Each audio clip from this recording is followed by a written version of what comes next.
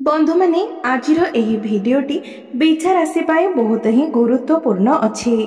आजिर एही भिडियो रे आमे माने जानिबा बिछा राशि पाई 2024 अगस्त मासटी किपरि रहिबो।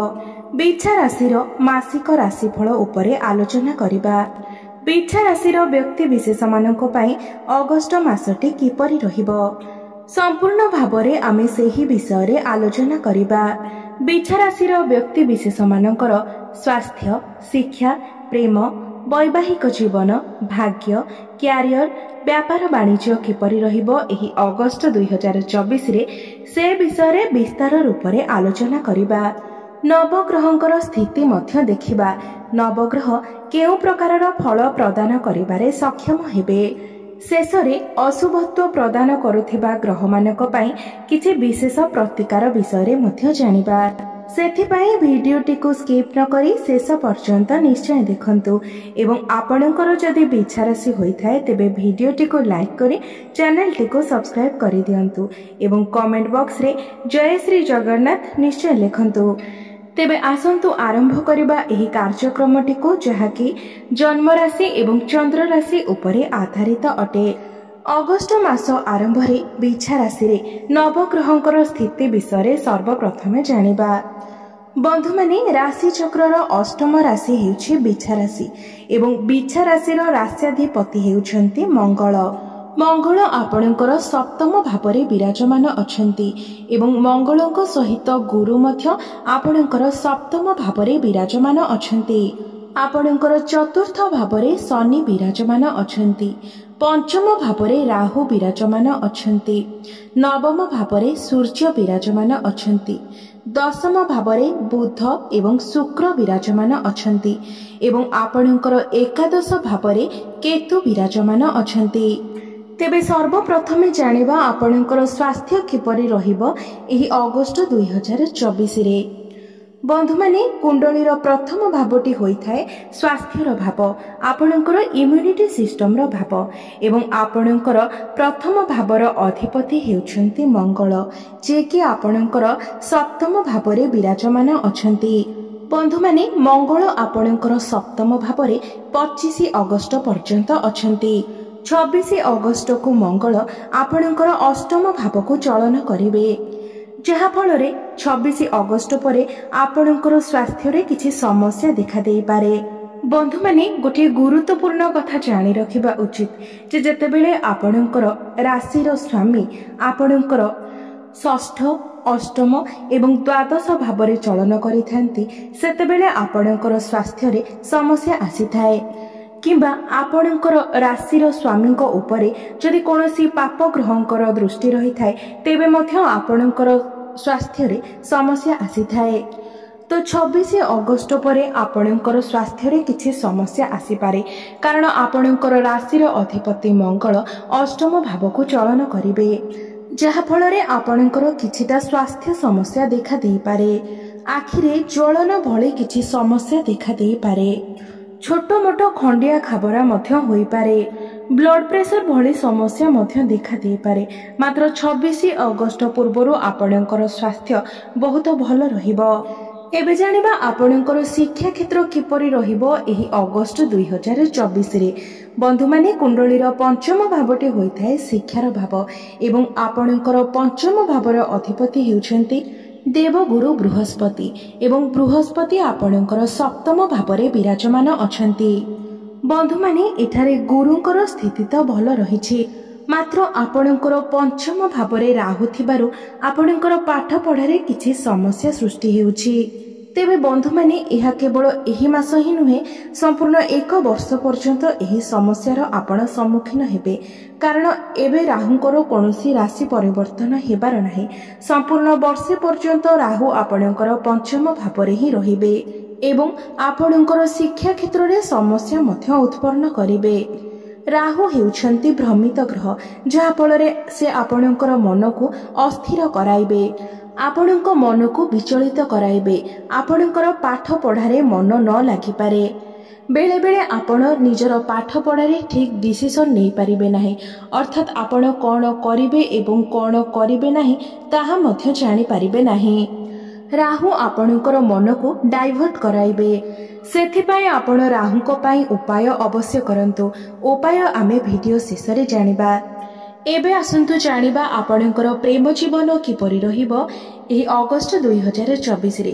तो बंधु माने कुंडलीर पंचम भावटी शिक्षार भाव हेबा सहित पंचम भावटी मध्य होइथाय प्रेमर भाव एवं संतानर भाव एवं आपणकर पंचम भावर अधिपति हेउछंती देवगुरु बृहस्पति, जे कि आपणकर सप्तम भावरे विराजमान अछंती।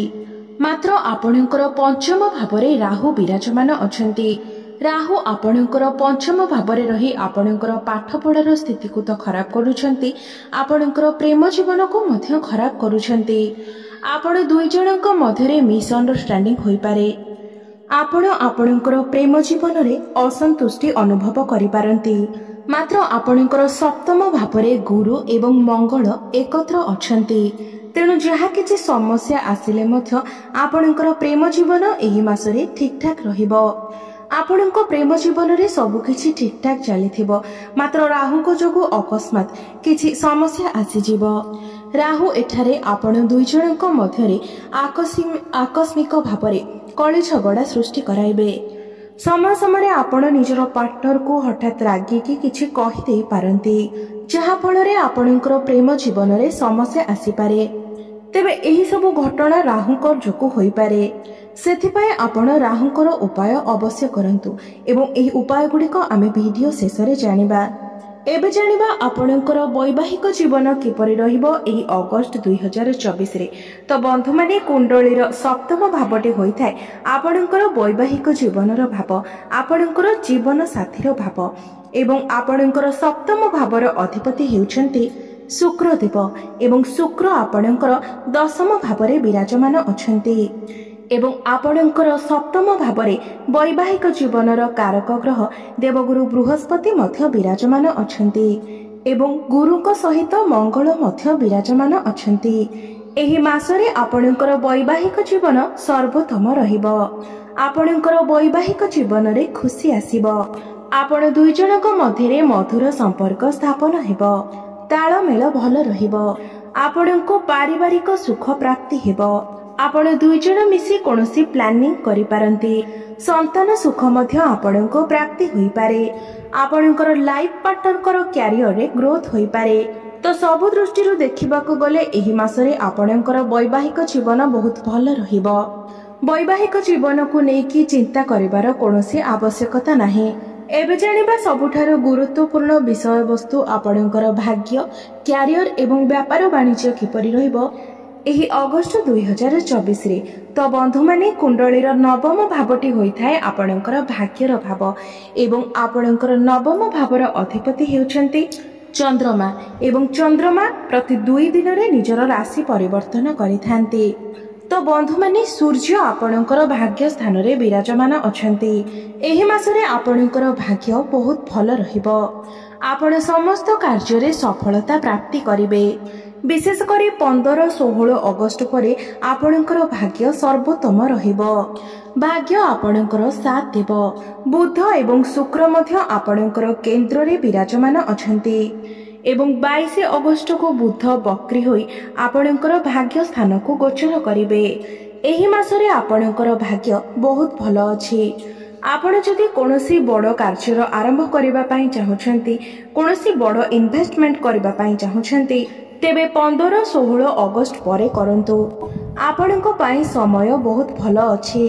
15-16 अगस्त परे आपणको गृहरे कोनोसी शुभ मांगलिक कार्य आयोजन होई पारे। आपण कोनोसी धार्मिक स्थान को बुलिबाकू जाई पारंती। आपण कोनोसी जानवाहन किंबा प्रॉपर्टी इत्यादि किणी मध्य पारंती।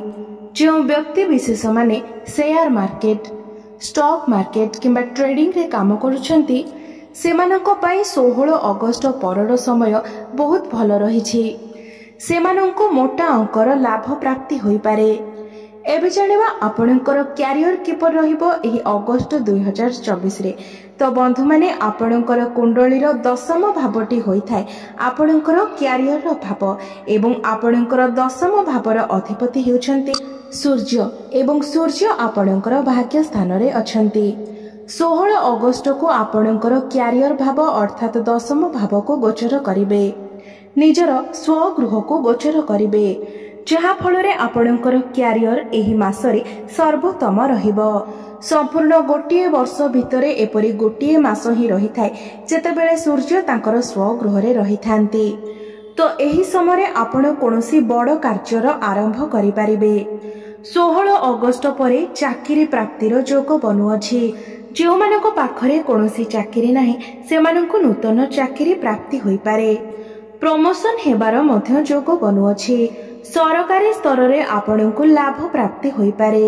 समाज रे आपणंकु मान सम्मान प्राप्ति हेबो। आपणंकर कॉन्फिडेंस लेवल बढ़िबो, आत्मबल बढ़िबो। आपण समस्त कार्य को सुरुखुरु रे करि पारिबे।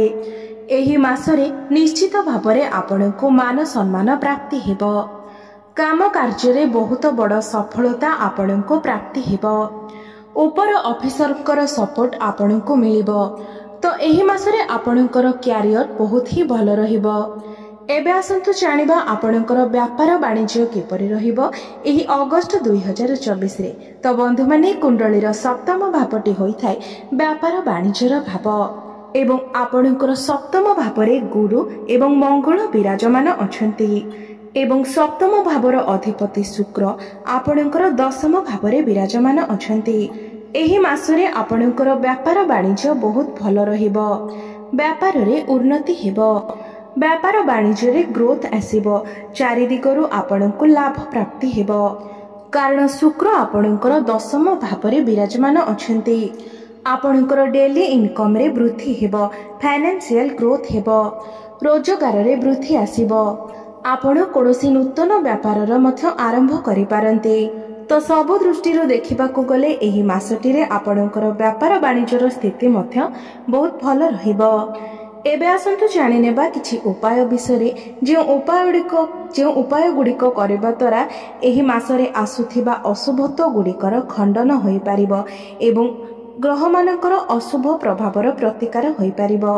आपण प्रत्येक दिन पक्षी मानकु दाना पानी खाइबाकू दियंतु, शुभ फल प्राप्ति हेबो एवं राहुंकर सुप्रभाव मध्य आपणको प्राप्ति हेबो।